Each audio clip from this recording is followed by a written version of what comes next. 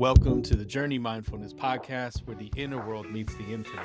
I'm James O'Neill, and together we explore consciousness, the soul, mindfulness, and the mysteries beyond our world, and most importantly, how to integrate all of it into the life you're living right now.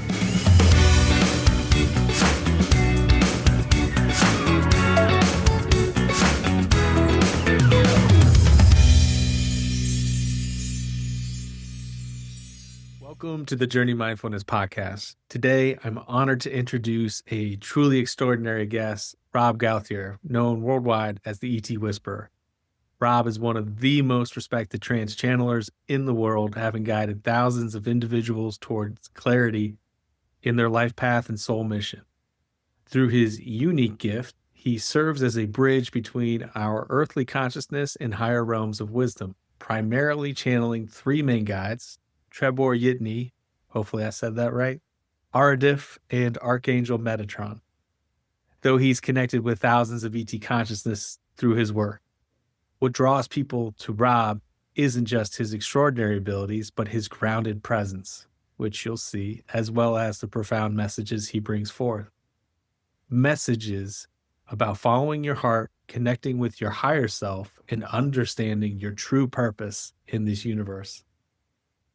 His work reminds us that the answers we seek aren't out there somewhere, they're within us, waiting to be awakened. On this episode, we'll explore the nature of consciousness, the journey of the soul, and what it means to live in alignment with our deepest truth. So settle in, open your mind, and prepare for a conversation that hopefully might shift your perspective on what's possible. Rob Gauthier, welcome to the show. Hey, thank you so much. I really appreciate having me on, and I've got a good chance for the last month or so to connect with you and get to know you a little better. And I know we have a mutual friend with Ruben, and Ruben's a great guy, so I'm just excited to be here and connect with you and have a chat. Yeah, absolutely. It was during COVID, the very beginning of COVID, that I came across Ruben's show on the Gaia Network, interview with ED Extra Dimensionals, and I can't remember if you were the first episode, but I saw you channeling, and I was new to channeling. I'd heard the term, but didn't really know much about it. And then through listening to you, I was like, this is wild. And the information that came through was it blew my mind. So you were my introduction to that world, and Ruben as well. Oh, that's amazing. And yeah, I was on the first season. I think, episode maybe 4 and 5. I was the only person up until season 3 that had 2 episodes, because I channeled mostly Treb and Aridif at that time, and I just had started channeling Metatron. So he recorded me channeling Metatron, which is actually one of my most profound in-person channelings I think I've ever had. But he put that on the YouTube channel for free, and then Gaia TV picked up the other one. So I had 2 episodes on season 1, and both of them were pretty great. Ruben's a master at what he does. He's a beautiful videographer and editor, and he created something that wasn't really very serious. I mean, it was serious because he was putting in love and time and energy and money out of his own pocket to create it. But we didn't know what would come of it. We're just like, okay, this cool guy who really loves channeling wants to make a show about channeling, and he wants me to be on it. Sure. And that was in 2015, and it really didn't take off till Gaia TV put it on their network in 2019. So 4 years later, after we had done the channeling and kind of forgot about it, then here it is, right up in everyone's face. And it really marked a big shift in people's perspective on channeling for the people who did watch it. But also, it gave a lot of people access to channelers that they wouldn't have normally known. It wasn't just like Daryl Anka and Lee Carroll and, the Seth material and Esther Hicks. It was these other people who are doing the same thing, but these ones are also connecting to extraterrestrials, and as much as Bashar is an extraterrestrial, a lot of people don't think about it that way. They're just like, oh, this guy's in a weird voice, but he's saying some really profound stuff, So it really did. It expanded my experience into the channeling community, but it expanded people's perspective on channeling and people's access to channeling by a lot. Yeah, I mean, I was talking to Tony Ghazi and he was talking about like, yeah, Ruben introduced me to this before, it was like Ruben, who I have the highest respect for, like really kind of created this or manifested this larger community of people coming together and obviously you kind of having your events now, the channel panel, which is we'll talk more about, but coming up in West Virginia in a month, like which I'm going to go to, which is going to be exciting. So that'll be my first time seeing that live. Oh, yeah, it's different when you see it live in person versus on camera. Like Ruben is amazing and helps bring that to life in a way that a lot of people didn't. But the Metatron channeling in person was actually really phenomenal. My ex-wife was there with me. She's also a channeler, and Ruben was there during that time. We're the only three people, and it was the first time when I channeled that like magic around me happened. The environment shifted. The birds started chirping. It was very quiet and wasn't very windy. And then all of a sudden the wind picked up. Butterflies come flying out. And if you watch it on the video, I think it's still on YouTube right now. Um, you can see the insects start getting really crazy after I start channeling. The clouds clear up. I mean, it was really a beautiful, beautiful thing. And in person, for a lot of people who are intuitive, when they listen to channeling, it can be very powerful, but when they're in the presence of the energy of channeling, um, I've seen a lot of people who've never seen channeling in person really have belief shifts after seeing it in person, or really have a much wider acceptance for channeling after see it in person. I think it is a different thing, and I can't wait to meet you there. I know I'm going to be busy for those days, but I definitely want to connect with you and give you a hug when I see you.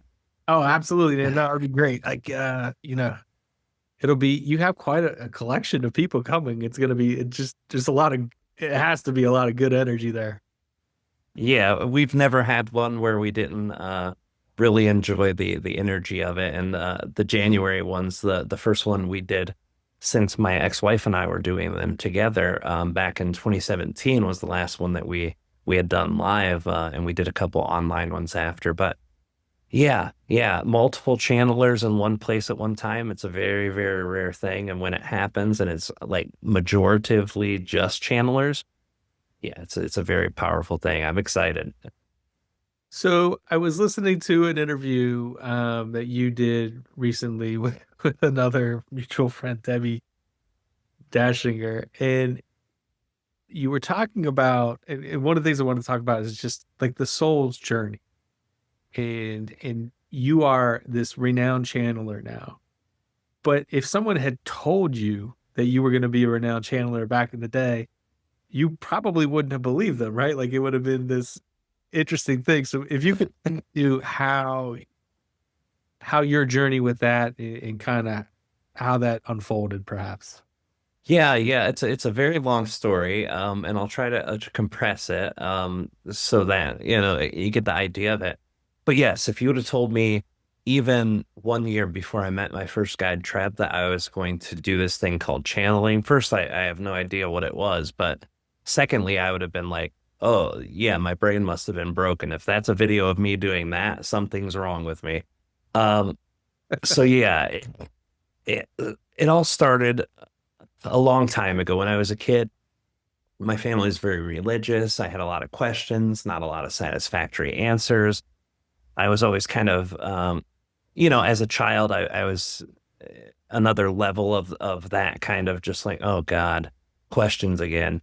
So I wasn't seen as important enough to ask questions. And even as I got older, they're like, oh, this guy has never gone to like whatever colleges teach you how to do preaching and all of this stuff, like religious colleges. So no matter what, there was always this level of being better than, and I dislike that energy very much in general. It's one of my pet peeves, like when someone pretends to be bigger, better than other people. It really always hits nerves. But they were doing that spiritually with what they had in the Bible, and I didn't like that. And I started having experiences fairly young. I had some dreams that I couldn't explain, like relatives that I never met or knew, telling me things that I shouldn't have known. And I thought it was a dream. And whenever I'd ask my mom, because of her Christian belief, she'd be like, No, it's just a dream. We're not talking about this." So, right off the bat, my friend had seen a walking monkey in Michigan walk across the road, which later we assumed, was Sasquatch or Bigfoot or whatever. So all these really weird things had happened as I'm growing up. And then when I was 13, I saw my first UFO and it was real close, like 60, 80 feet above the trees close. And at that time, my curiosity could no longer be held back. I did a lot of research. I did a lot of question asking, so much so that the person who was in charge of the church lost their temper with me several times. So I just quit going. Fast forward, during that time, all the way through my young adulthood, I got in a lot of trouble. I hang out with people who were like gangbangers, people who sold drugs, people who did violence. So, like in Michigan, it's a pretty common thing. Michigan and the southern half of Michigan is a pretty rough state. A lot of violence, a lot of gangs, and in the '90s, it was real bad. Um, and I took part of that and hung around with the wrong people, and I got in a lot of trouble when I was younger. And then when I was 19, I had my son, and my son was born with cerebral palsy. And I didn't know that. I just knew that he had a problem. He wasn't breathing when he was born, and we took him home. They gave us seizure medication. So I didn't know anything until he got to be about 1 or 2. And then when we took him to family doctors, they're like, "Yeah, he's got cerebral palsy. Why don't you guys know this?" I'm like, "No one ever told us that." Um, and it was rough at 19 years old having this child who the moment I saw them, I fell in love. I didn't like children at all. I actually, if you would have asked me at 19 years old, I would have said, "Oh, I hate children." I didn't like them. I didn't like anyone really that liked me and my family and my friends and everyone else. I really could care less about. And then this little human being taught me, oh my God, there's someone in this world I can love more than me. And that was the first time I really felt that. That shifted a lot about me, Yeah. and then when he got maybe about 2 years old or so, I got in a car accident.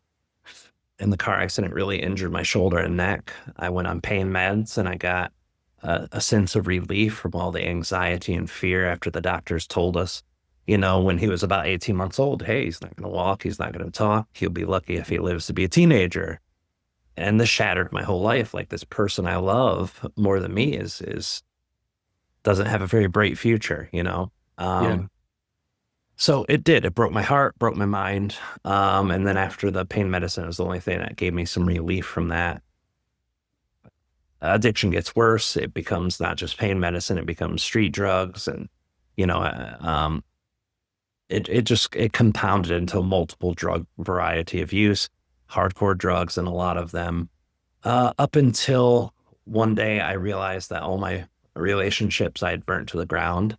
Um, barely with my then wife, which was my son's mom.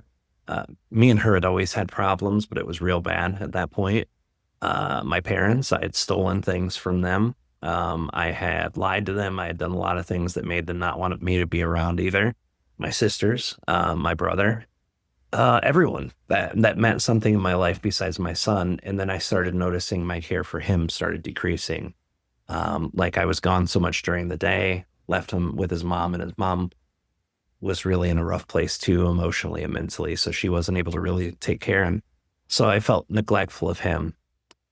Long story short, that's what pulled me out of the drug use. And after getting clean, I started going back to those curiosities, UFOs, life after death, Bigfoot, all these things. And I bumped into a place that said, we can prove to you what happens after people die, because we can talk to the dead. And I'm like, oh no, this is going to be the best or the worst thing ever. It's going to be really insightful or a bunch of charlatans pretending. And I went there and it was mind blowing. They knew everything about my son. There was no social media. Well, there was just the start of social media then, and I didn't share those things on my social media. Um, so they proved to me quickly they were legit. And I hung out there. I learned how to meditate from them. I started getting little pictures and sounds and a couple words, but the religious aspect of it was too much. there was too much ties to Christianity. It kept triggering my old wounds. So eventually, I just found my own way, and through some binaural beats, I listened. Those kind of balance the brain hemispheres, put you in a deep state, like a theta or delta state of meditation. And those really made my meditations blow up. And then pretty soon I realized I was addicted to meditation. I was doing it, sometimes 4 hours a day on the very low side, sometimes to 10 or 12 hours a day. Not like full blast sitting and meditating, but like right now, I'm closing my eyes while I'm talking to you. That's how I would spend sometimes 4, 6, 7 hours a day, just living life with my eyes closed, because it was another way for me to tune into energy. And eventually I met my first guide, Treb. And when I say I met him, what I mean is in a meditation, I was in an astral projected state, like a deep, deep meditation. It's like having a dream while you're awake. Your body's asleep, but the consciousness is awake. So it's like the most realistic lucid dream that you can have. I was in control. I was able to communicate, and he basically told me just a couple things. We're connected, our souls connected. If you want to connect and find out more about that, you can. Here you go. Do the same thing that you did today to get here.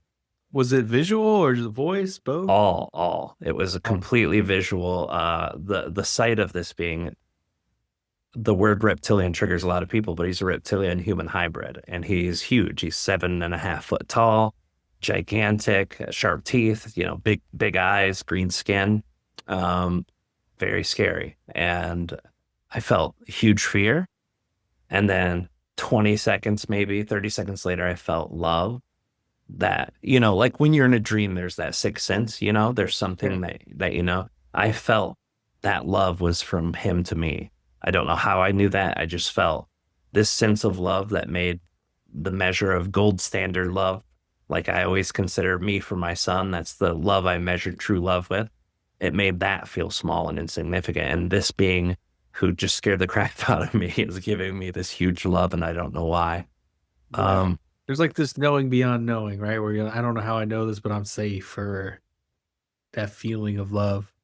Yeah. And it was instant, and I knew it was for me, and I didn't know how I knew it, but it was there and it was real. So after that, I spent 3 days not meditating, and that was impossible. Like even when I was sick, even when I felt like I was dying, I would meditate, even more so sometimes.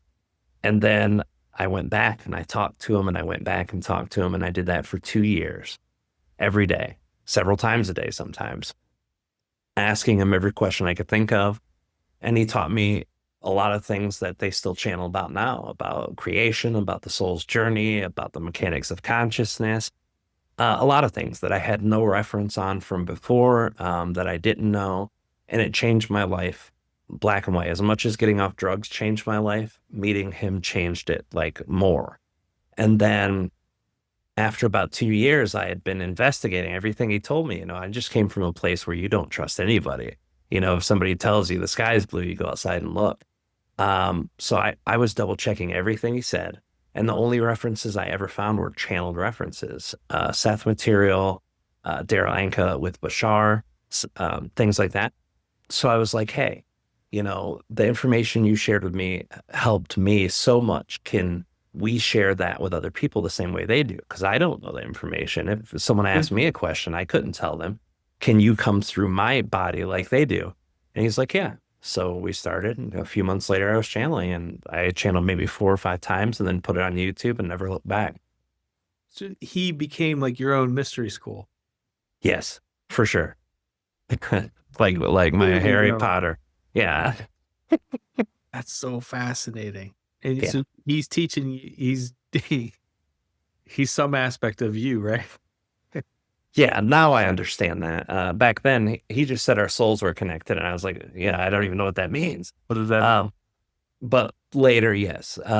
So he's a part of my oversoul structure, which means he's a possible future or past or now incarnation, depending on how you look at it. But yeah, so he's a part of my own greater soul, not the raw part of me that's in the body and out of the body, but like the greater soul, the oversoul, where millions of incarnations happen. All my past lives and future lives happen inside of that oversoul. And he's part of that. So yeah, we're very connected. And he's another aspect of my consciousness, and Aridif is another aspect of his consciousness. Because, like, the relationship I have with him, I consider him my guide. So Aridif would be Treb's guide, and that's how I met Aridif. And then Metatron's a different story. But Yeah. the similar thing. So yeah, it's we're all connected and we're all part of that same oversoul, and that's why we're able to connect so easily. And the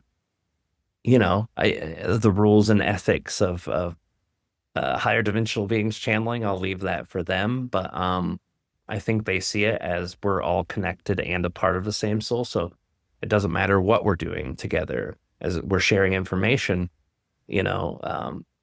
The beauty of this is, like, we're not the only ones learning, right? Artif always says, when I connect with you guys, I'm looking at parts of your consciousness I'd never seen before. And I'm reflecting the information that you asked me. So if you say, hey, what is my past life? He pulls that from your oversoul. So he's just reflecting stuff that's already there to you. But it gives him that insight to see that. And he says, whenever we see parts of your soul that we've never seen, we see parts of our soul that we've never seen. So you're growing by getting the questions answered, and by asking. The act of asking a question is actually finding that information for yourself. And then their reflections of that other person give them insight about them. So it's like a double growth process. And I think, Yeah, this like ecosystem of curiosity and questioning and learning. And then, it's constantly changing, right? Like I know everyone, we always want to ask, as an interviewer, like questions like, when is disclosure going to happen? Or when is the shift going to happen? Like all these things. It's like, well, it's constantly evolving, right? Like I could tell you it's going to happen next month, but the moment I tell you, it's now shifted a lot of different things now. People are listening, paying attention, and it's all fluid. yeah, it's very true. That's one thing I love about my guides. They don't do prediction. People will harass them to do it, and they're like, okay, if you want us to tell you what the probability is right now, fine. But 2 minutes from now, it's going to shift. It will be different. Promise. Yeah. So I love that because not everybody understands that. They're like, oh, ET should know everything. Well, they do. They know their own stuff, and they might know a lot of our stuff, but they can't tell you what you're going to create. You're the only one that gets the choice. Every thought, every action, every interaction, it changes everything. Yeah. I mean, it's astounding, right? Like to go from your origin story, the journey you were talking about, and then going through. I mean, the introduction of seeing a gigantic reptilian, which would have been terrifying, and then working through the fear of that, and then also trusting yourself too, Rob, to like come out and put yourself out there with this gift like that. That's tremendous. Like what was like the fear, the resistance that you had to overcome with that to really get the courage to fully step into that? It's really funny. I didn't have really much reservation about putting the information out. It was so life-changing to me. And I was running under a whole set of assumptions, right? I was like, first of all, no one will ever see this. Maybe 10 people will see it. Maybe one person, it will help. Maybe 10% of how much I've been helped by it. And that'll be worth all the time and effort I put into it. But the first video I put out like had 2,500 views in like a week for a channel that never existed. One of my little secrets that not a lot of people know about me is I've got like 20 YouTube channels out there in the ether, like for various, every time I find a new hobby, every time I find something that I'm excited about, I share through, it's like part of me wanting to share what I know with people. So that's always been an interest. I think my ET Whisper YouTube channel was like my fourth or fifth YouTube channel that I had started. And the other ones still exist out there. I still have other ones that I'm adding new stuff to all the other time that have nothing to do with channeling. It's just things, little weird things that I get excited and learn a lot about, and then I info dump on there. But I've had some videos in different corners of the internet that have had like 70,000 views, 100,000 views, just randomly different stuff. Very, very different stuff. So that's always been a part of me deeply. Like I love to share what I know, um, because I'm also a person who wants to know stuff. And a lot of the time people don't share in a way that I can like learn quickly from. So I've created a style of teaching. Like I would say 80% of all my YouTube channels are tutorial based or teaching based. And I've always had that ability to kind of share information with people in a way that they can understand it quickly and use it. So I've always done that. With channeling, this was just another one of those things that I found a ton of information and excitement about, built up that knowledge base and excitement, and then shared it. So it was kind of just like, this is just going to be another YouTube channel in the wind. You know what I mean?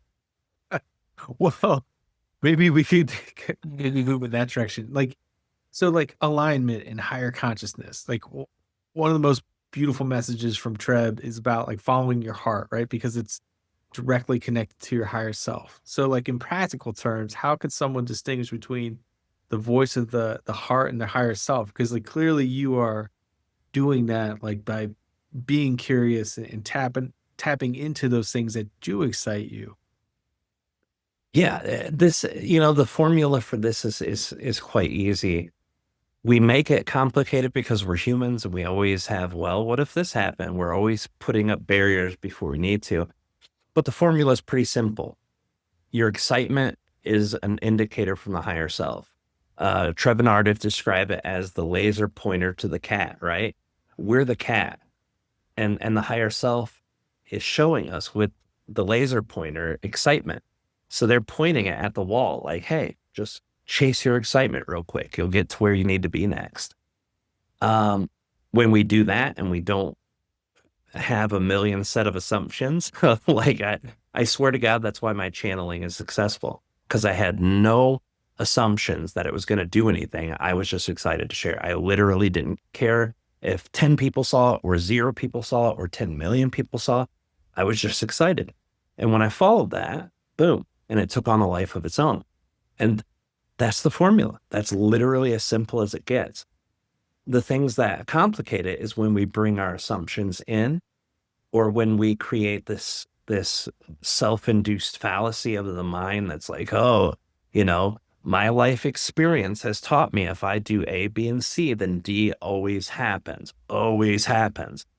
We have to remove ourselves from our past. We have to be in the now moment. And that's the other important part. And what Treb shares about that higher self is very important. The higher self gives us all the tools, and all the higher self is the larger part of our soul that's not anchored in the body. So when Treb or artists say words like higher fractal consciousness or lower fractal consciousness, that's a fancy way of saying higher self or lower self. The lower self is the us that's in the body, the Rob that has a personality and memories and traumas and anger and excitement and joy and sadness. And the higher self is the higher dimensional aspects of our soul that are not embodied, but still are connected to our personality and our consciousness in the body. Um, so they would say maybe 10% for normal humans, 15 for very evolved humans, 15% would be in the body and the rest is outside. And what the rest is higher dimensional versions of ourself. So this is like the third density or fourth dimensional version, the body, the equipment, all the stuff that we're doing right now is like a third density or fourth dimensional. The fourth density, a fifth dimensional being, is a part of our higher self, the closest one to our body, but still there. And then the fifth density, sixth dimensional, and then sixth density, seventh dimensional. Those are all parts of our higher self. And together, what's in the body, what's outside of the body, that's our soul, that's our entity, that's our consciousness. So the higher self is us. It's just an expanded version of us. And learning to tap into it, yeah, it's complicated when you're doing verbal channeling. It's complicated when you're doing high levels of intuition or telepathy, but it's very easy if we follow the laser pointer. Just follow the passion, follow the excitement. Don't condition it. Well, I just, there's so many wonderful things that you can hear with channeling and everything else. And just even just being open, to the world or like, UFO experiences or Bigfoot or all these other things. But at the end of the day, all you have is the moment. And so it really is, no matter what it is, like integrating that into the now and paying attention to your internal guidance system. Because I know, even being a therapist and a mindfulness teacher, I know I miss things where it's like I wasn't paying attention all the time. And I try to pay attention, but you still end up missing things. It's like, but no, but you can go back and pay attention to, okay, what is moving the needle for me? What is exciting? Like what be curious about it and then just explore it and see what happens. And a lot of times you'll find success. Oh, absolutely. And the beautiful thing about what you said, just allowing yourself to go back and look at it later, most of the time the things that we miss we're not ready for anyway. Most of the time when we're missing things, we're just not there yet, you know? I've met so many people who beat themselves up, like, oh my God, if I would have done this and that different. And it's normal. I still do it to this day. I'm like, well, I could have made this decision better than that. But the fact is, if we didn't do all the things we did before, if we would have caught it earlier, it might have changed the entire trajectory of our life. Um, the reason we're getting the things we need to at the time, it's because that's the time we can, and that's the time we probably should. Um, yeah, I think it's very important too, as we go through our spiritual journey, not to beat ourselves up. And like I said, I am not immune to that. I do it all the time. I still do it. Earlier today I did it, so I'm not saying you shouldn't do it. What I'm saying is when you do that, don't beat yourself up about it because that just puts extra energy into the resistance you're trying to step out of anyway. Right. And that's something I've gotten a lot better about, but I still deal with self-beating and the self-doubts and all that stuff. But yeah, I think you're right, brother. Be in the moment, and that's where all the magic happens. Yeah, and getting back into like, our inner critic, it becomes a process of trying to cultivate your inner compassionate coach and speaking to yourself in a more kind way and learning how to do that, which is what I do now professionally, but learned the hard way like most things. Yeah, yeah. Well, that's the earth. That's what we're here for. And I, as a Capricorn, I double down on that. So Yeah. I go through the super learning hard twice so that I can remember once type of thing. I think that's just kind of the earth contract, you know. Things are not transparent here. They're not easy to see for everybody. Um, I think too, my journey and path going through the difficulties I've gone through, being around people who, and me myself, participating in very high levels of violence, going into drug addiction areas like drug houses and stuff. This is like how society sees most of the lowest people, right? They're like, oh, drug addicts are pieces of garbage. People who do crime are pieces of garbage, but it's not. I mean, me getting to experience that firsthand gave me understanding and compassion for more people than I ever could have had outside of that. Being judgmental also, I think, is part of being human, but teaching ourselves to try to be open to another person's perspective, experience, or way of life. Um, I met this woman a few months ago who was interested in the channeling work, and she had told me something about herself from her past. And when she told me, she was very expectant that I was just going to be like, oh, I was like, oh, I get it. She's like, really? And I'm like, yeah, I lived that lifestyle myself. I had all these issues with drugs and hung out with really tough crowds, all that stuff. And it felt like healing for her to be accepted despite the things that she had done in her past that everyone else judged her for. So I think that's our key to our self issues of being kind to ourselves, but also to everyone else. Just try to understand everybody goes through things and everybody has a bad time and people are capable of the darkest darks and the beautifulest, most abundant of light. And if we can frame that for every situation and everyone, it brings the level of judgment for others down and eventually to ourselves. Yeah. And what I've found is that it's far more easier to be non-judgmental towards others than yourself. Way, way easier. I'm also my number one worst critic. My sister actually earlier today, she's like, Rob, everyone always says you're so nice, you're so nice. She's talking about that they say it to her, and she's like, you should meet my brother. And I'm like, I'm not always nice. You know what I mean? I get triggered in traffic and call someone a jerk and or worse. you know, and I'm going and I'm thinking of all these bad things that I've done, but I'm like, you know what? That's like 2% of me. That's not too bad, right? So it's an automatic process. I think we're taught young to be so critical about ourselves and stuff. But yeah, it's way harder to not judge us than it is others usually, Yeah, for the there's most part. put a lot of pressure on ourselves to perform or, to be successful or whatever, these, I don't know, stereotypes or, expectations that we have of what it means to be successful perhaps in this world. And it's hard. And people really they get stuck. A lot of times, what I found is people want things to be different, but they don't always know how to go about it. And so they end up spinning their wheels and they don't make the progress that they want to see. And so that's, a challenge that I see a lot of people have in terms of, perhaps moving along on their soul journey is like, okay, what do I need to resolve so I can move up? And it almost does seem like Rubens called it like it's like the choose your own adventure book, but like, okay, if I'm stuck, there's a reason why I'm stuck. Be curious, try to figure it out, and there's a path through that. Yeah, yeah. I think it starts with self-interest, not in a bad way. When you say self-interest, most people are like, oh, they're selfish. Self-interest, what are the things that I'm doing that are good, that are making me progress, and what are the things I'm doing that aren't good? And sometimes you can only focus on you. Sometimes when you're in a position that's really bad, you have to just focus on you. You have to focus on what you can do, not what other people are doing to stop you or hold you down or suppress you. You can only think about what you're doing.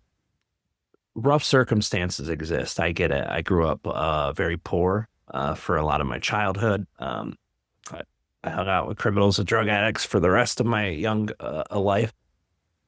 So it's not a judgment. It's a realization of the reality of us living on Earth. But there's always choices you can make that can get you in a better place. Always. I have this buddy.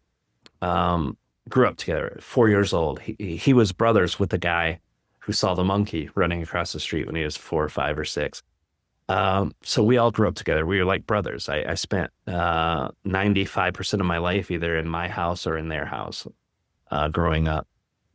And he just now, at the age of 47 or 48, just now has substantial clean time. And he's finally off drugs and finally trying to make himself better. It took him going to prison. It took him having 5 or 6 children that he never cared about. I won't say never. Most of the time he had them, he didn't care for them or do anything with them. It took him all of that time to realize now that it's time to get his stuff together. But what he's passionate about now is helping people who have been through the prison system and the drug system. What a better teacher. If he can figure out how to stay out and keep out and stay out permanently of that lifestyle, he will be the greatest teacher ever. So sometimes we have to go through that really horrible stuff to get to the good stuff. Absolutely. It's, I've seen it many times, but that's absolutely true. Um, Rob, as we move through our life lessons and there is, the shift or awakening happening, how do you were talking about densities and dimensions. I know my dad's like, I don't understand, like what's happening. How do you or how do how is it explained to you that your understanding of what we're shifting from to like third dimension to the fifth dimension, fourth density to fifth density? Like what if you could frame that out for us? Yeah, so this is the beautiful thing about channeling both Aridif and Treb. Aridif, well, Treb can be just as technical as Aridif, but most of the time Aridif speaks only at the technical level. Treb speaks more at the human level. So if we want to understand the mechanics behind how consciousness works, consciousness started big and fractalizes small to have experience. So the universe fractalized into galaxies, galaxies fractalized into solar systems to planets, planets to individual beings on the planets, and also cycles. And so there technically is a lot of stuff going on with how consciousness works. Part of evolution for consciousness is shifting as an entire species. So the incarnation cycle is a one species cycle from the very start to the very end. Some races, like for example, the dinosaurs, right? Well, let's take that example. It's a bad example. Any other animal that lived on Earth that it went extinct at that time, they were born. They were like single cell beings for a long, long time. Evolution, they grew, they changed into smaller reptilians and then larger ones. And eventually they got to the place where they were very complex. And then boom, they were done. No more of them ever again. So they went through a very small, simple cycle. Humans have gone through the same cycle, but we've added on this part of sentience, bipedal walking. That's a different layer. That's from the second density, which is animals, bacteria, plants, trees, single cell life, anything that's living a second density up to where humans are. And then that's third density. So humans are third density, dolphins are third density, whales are third density, very complex minded and behavioral creatures who understand linear time, who can look at their past not as an activation in the body like a dog. When they flinch from you, it's because they've been beaten. Do they vividly remember someone hitting them? Maybe, maybe not, but their body remembers. And their body senses danger, and animal instinct is built in their body, not in the mind. Humans are built in the mind. So that's the next level of evolution. You go past that, and then you get to this fourth density, which is a higher dimensional plane of experience, but it's also where humans are developing their sense of self, their individuality, their identity, the linear time pathways. A fourth density develops the connection. So we're learning how to be individuals, so eventually we can be a collective, and that's what fourth density is learning how to be a collective, whether that's a collective with the whole planet or a collective with little groups. It's different for every race, but that's part of the incarnation cycle. And then after that, fifth density is an exploration of wisdom, and sixth density, Treb is in fifth density. So he's at the end of fifth density. So his is an exploration of wisdom. And then Aridif's another dimension higher, but the exploration of mastery.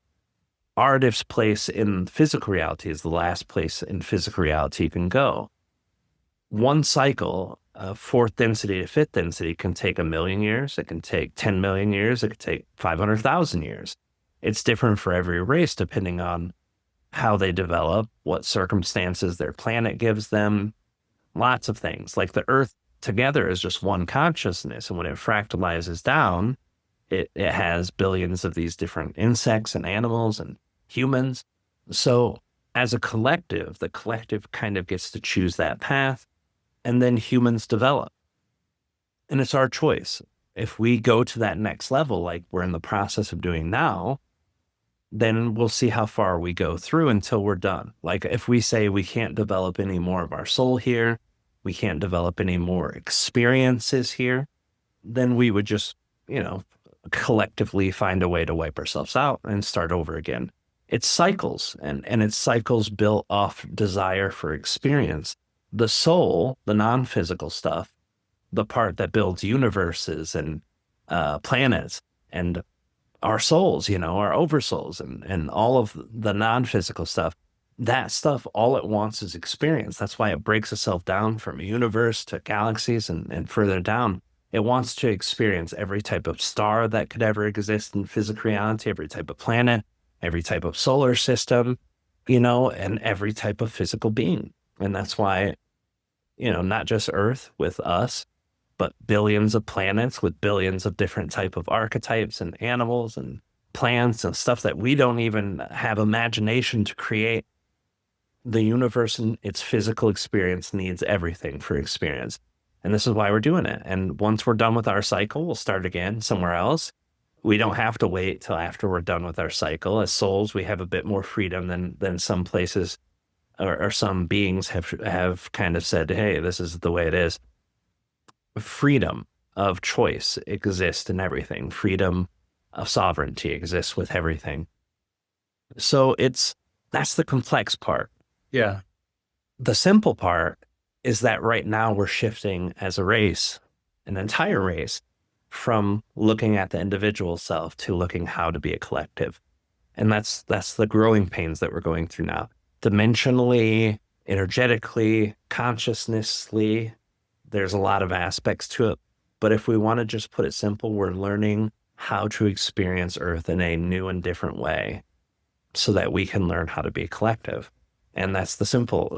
That's the Treb answer, where the first one was the Aridif answer. What's your understanding of what that'll look like? Like Bashar has talked about, being on the train and we're on the track, and then there's this separation, and then you're there and I'm here, however that looks like. Do you have an indication of that? Yeah, so here's the thing. The very first channeling that I am aware of that talked about consciousness and its evolution was the raw material, and it talked about those going into densities. Treb and Ardif share those terms, but it's just a consciousness evolution. It's kind of based in those terms anyway. But it was a very bleak look into that aspect. And I'm not saying anything bad about the raw material. Carla Ruckert was an amazing lady. I got to work with her before she passed on. Oh, really? Wow. Yeah, not like me and her one-on-one, but we did an event together. Um, and I got to meet her and connect with her. But the channeling was a very bleak look into that. It made it very reward versus punishment based, like Christianity. I think a lot of it had to do with the time. The 1980s is when that channeling kind of ended. And I think it went from the 70s to 80s, or maybe the 80s to 90s. But it was very dense energy at that time. And they were also deep trance channelers. I'm one of the very few that still deep trance channel. Um, I think there was some resistance there, the dynamic with a group, with each other. I think the strict regiment in their own mind of how channeling worked. They believed that they had to do all these rituals, and that if they didn't do the rituals, they could invite negative spirits in. That's a lot of really bad beliefs to have, in my opinion, when you're channeling, because you're going to literally allow yourself to create an experience of negative ETs taking over. They very much had difficulties when writing the books about which entity it was that was coming in, if it was a trickster entity, if it wasn't. So it was a messy dynamic. So I'm not taking away from what they're saying, but I think their interpretation of how consciousness evolves was very bleak. And I think it was very based into their own previous religious ideology, punishment and reward. Like, those who don't finish third density will be reaped. That means their souls will come and they'll have to start all over again. Yeah, Ardif and Treb the harvest, right? Like harvest. harvest. Thank you. Yeah. Yeah. And Treb and Ardif have equivocally said, no, that's not how it works. You as a collective goes through the experience. As individual souls, you could go piss off to, pardon my French, you could go piss off to sixth density if you really want to, and like go to Pleiades if you really want to. But as a race, yes, it evolves together. So there's I mean, you can go into the same life and redo that life 100 times if you really, really wanted to. When you leave your body and you join that other 80% of your soul up here, or 90%, you won't want to. You'd be like, that's a waste of an experience. I could experience so many different cool things. But you could do that if you wanted to. You wanted to regress and go back to a tree, you could go do that if you really wanted to. Well, this seems to be the most interesting place, no? Like that the focus is on For some souls, yeah, when you start a cycle, I think the soul, the passion that the soul has to finish that cycle is there. I think that's why humans get drawn back. I know there's a lot of bad beliefs about being trapped in Saturn's cube and a lot of the things, with demiurge and a lot of the I can't agnostic belief systems really make it feel like it's a prison. But if anything Treb says is true, it's not. It's one possible reality. Yeah, I don't. That doesn't resonate with me. But Yeah, yeah. So Treb told me one thing, and it stuck out in my mind. The reason why so many beings come to Earth, besides the genetics, is a whole different story, and there's a lot of reason why they come back for that. But take that out of the equation. The reason why souls and ETs watch humans and are very interested in what we do, Treb said Earth is one of the very few places where in one lifetime, in one incarnation, in one person, in one day, you can have someone who kills for money, cold-blooded murderer, go and wipe someone off the face of the earth without second thought, no feelings, no emotions, and then go home to their child and tuck that kid in bed and have the most sincere, deep love in their heart.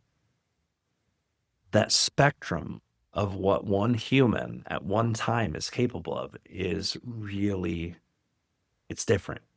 Not a lot of so there's planets like do it. this profoundness to the emotion of what you can experience Well, on to Earth. the emotion and the possibility of that. Like Grays, their emotional spectrum is like an inch big. They're like, we don't have feelings. Pretty.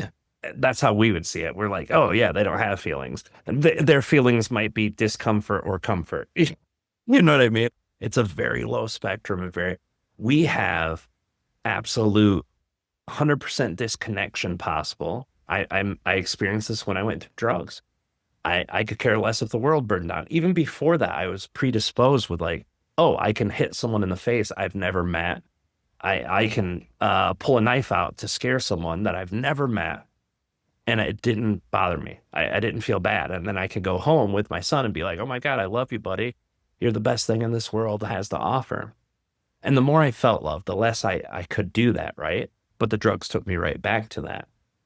So I did that and I was one person in one experience. And Yeah. then now I have a genuine compassion for every human. Like, oh my God, this person, who's begging for money on the side of the road, who's using drugs, they're actually going through things. And I wish I could help them with the core problem. You know Yeah. what I mean? So yeah, it, to have that happen in one lifetime is huge. It doesn't happen on many planets.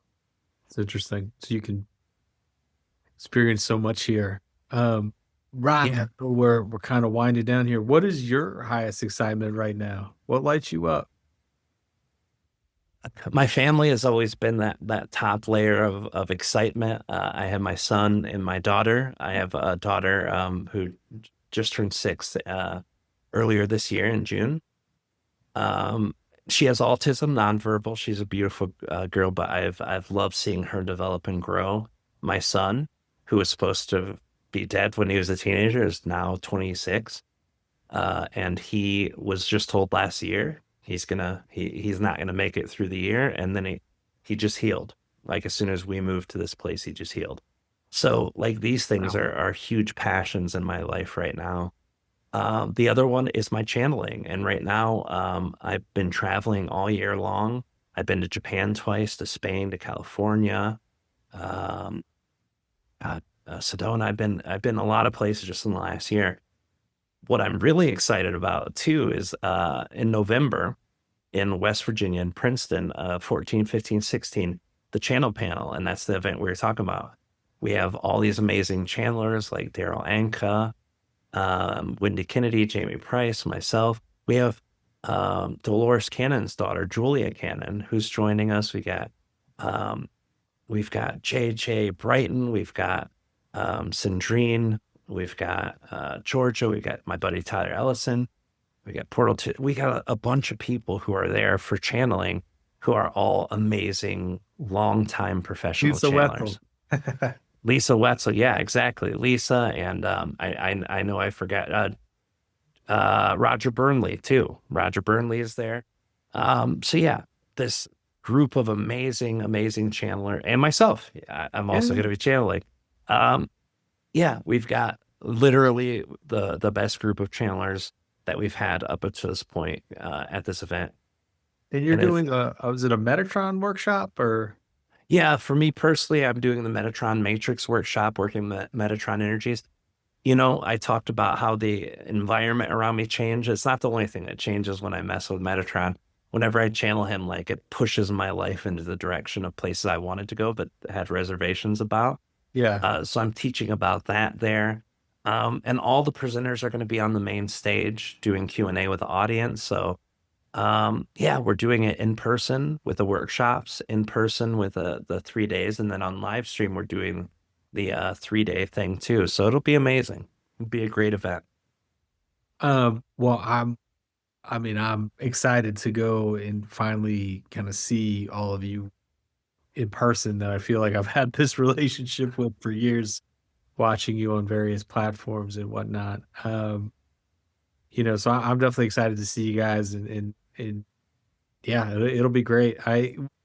It's kind of funny we just talking about Metatron. We didn't get into Metatron, but one of my first Oracle decks was like an angel deck, and I pulled the Metatron card, and then I shuffled it, and then I pulled it again, and then I got a little bit nervous, and then like I shuffled it, and I pulled Metatron again, and then I got like scared and like put it away because Metatron is intense. I don't even know really who Metatron is at that time, but it was just like, okay, something's going on here. Metatron is very intense. Like short story. I know we don't have a ton of time. I wanted to move out of the place I was. Violence, lots of playings. My baby, had just been born at the time, she was there, and like 6 months after we moved in, the pandemic hit. So all the crime, drugs, violence, all comes down to us. I'm used to those things. I don't mind living around that because I've been there. I've done that. Everyone there loved me. I'm not going to be a part of that. But my kids, on the other hand, not so good. So there was a shooting that happened right outside our window. A guy was shooting at cops. And I was like, we've got to get out of here. And within a week of channeling Metatron, I think it was actually 3 or 4 days. I hadn't channeled him for 2 years. I channeled him. Our apartment flooded. We got pushed to the other side of the complex where it was quieter, nicer. I channeled him again a couple months after that. And then all of a sudden, things started happening with work and I'm traveling. And then I channeled him recently. And then I moved out to my new place. So, like, every time I channel him, things happen in my life that I want to happen and I just can't figure out how to. So, Metatron is a huge, huge pushing energy. And that's why people are afraid of him. They're like, oh my God, it's very forceful energy. But in the best way possible. Scary sometimes, kind of like the tower card that you get, or the Yeah. death card, it's got to be broken down before it can be built back up. But amazing stuff. Rob, do you have time for like one more question? Sure. Yeah, absolutely. Well, as you look back on your journey, all the challenges and awakenings and all the people you've helped, what's the one piece of wisdom that you've learned that you wish you could whisper into your younger self? Honestly, my younger self needed to be exactly where they were. I think if I were to whisper into my children's ear as they get older, maybe even my younger self, that we create what happens around us, all the good stuff, all the bad stuff, that we're at the core center of creating that.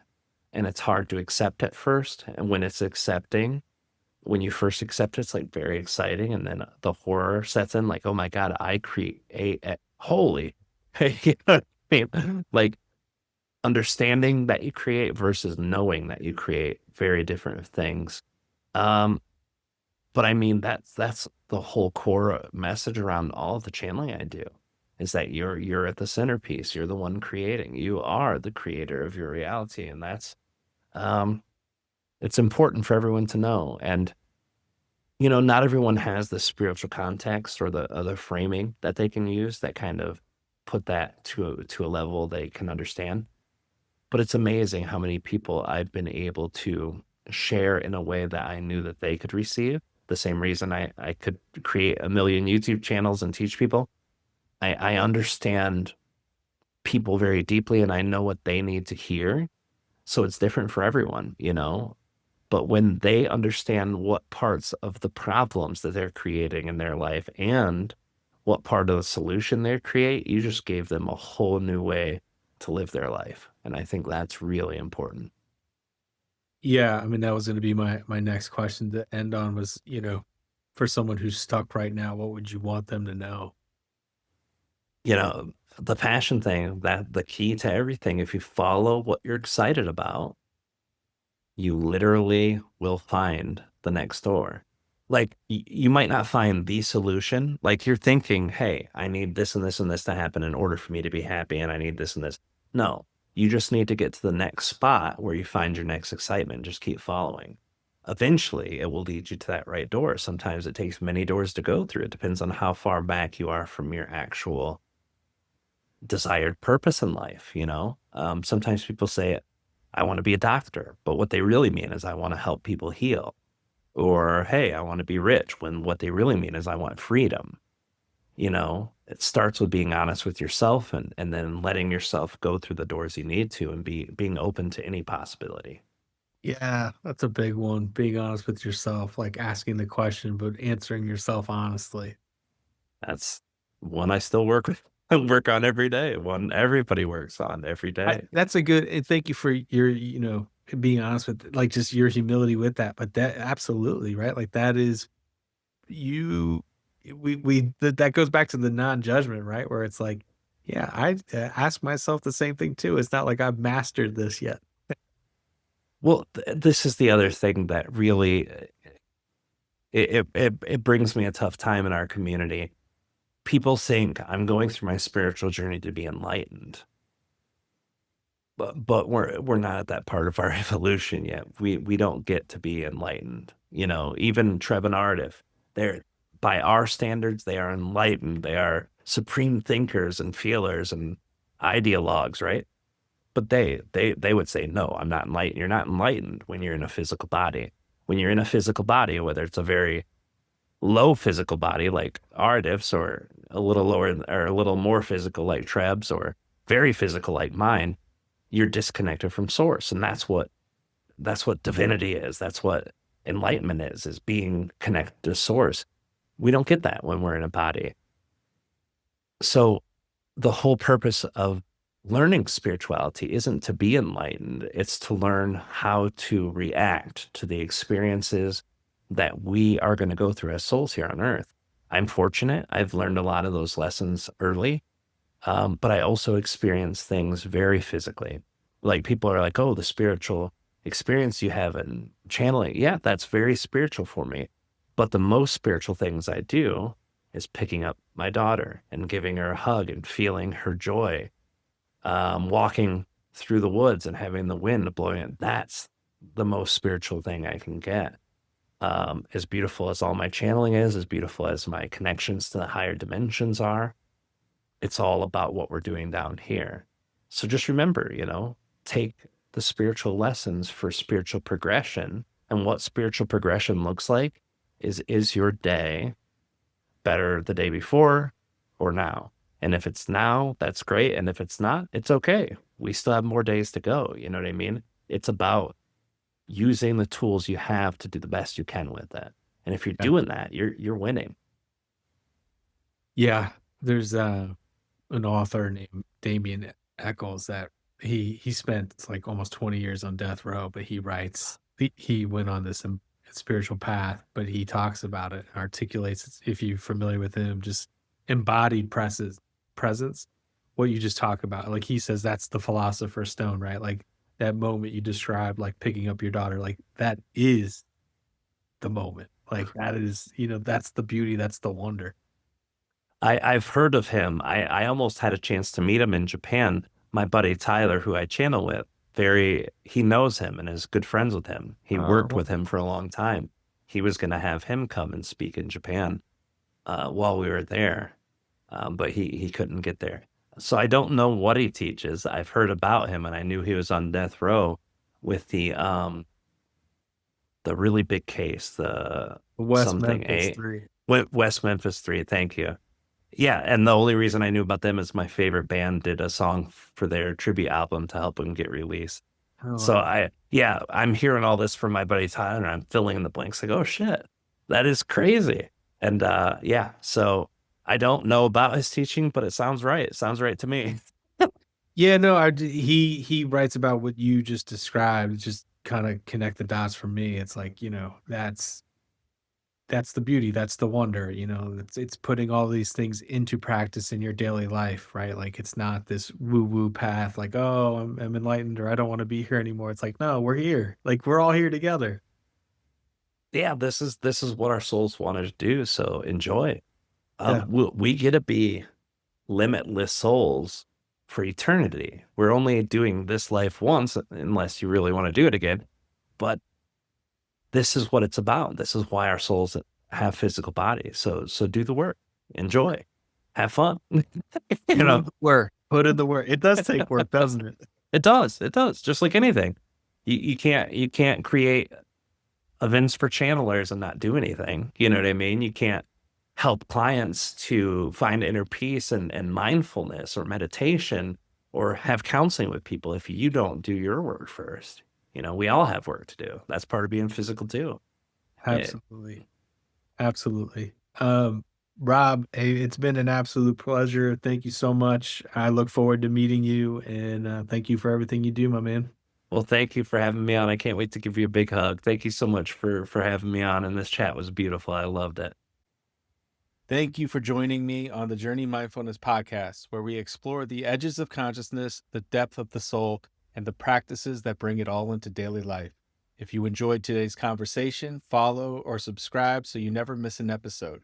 If you're ready to go deeper, I offer a free consultation to explore how we can work together through psychotherapy, quantum healing, or one-on-one transformational coaching.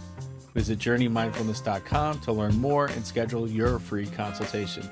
Until next time, stay present, stay curious, and enjoy the journey.